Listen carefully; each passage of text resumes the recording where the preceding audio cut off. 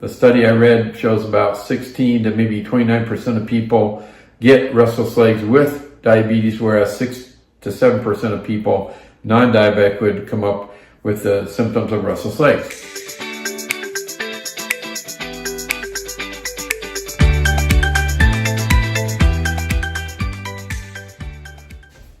Hey guys, Dr. Anderson here, and I'm standing in our operating room where we do procedures for restless legs. And a lot of you may not know this, but we surgically reverse restless legs. And I want to talk to you about diabetes and its effect on the potential for you to have restless legs.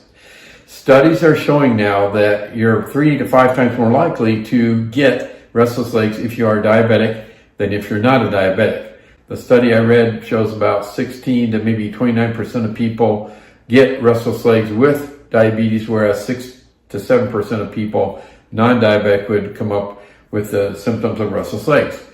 Why could that be? Well, it has to do with something called the polyol pathway, which is a fancy word for how we metabolize our sugars.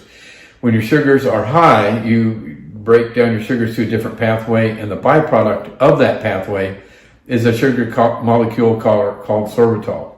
Sorbitol gets within the nerve, and then it draws water into the nerve. And it's been known that diabetic nerves may be as much as 40% larger than those of you that don't have diabetes.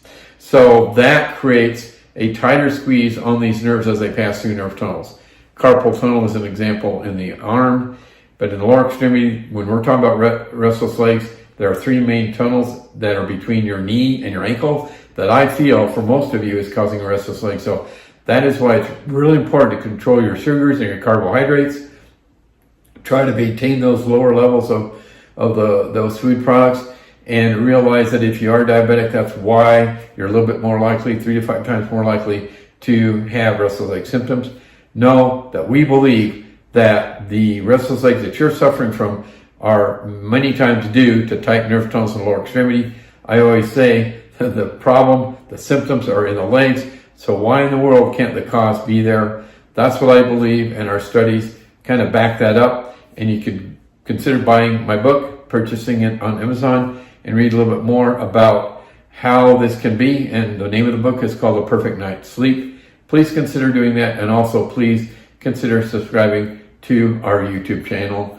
And thank you very much for watching, and I hope you learned something today from that. And I hope you find this useful information for you or some of your loved ones. Thanks again.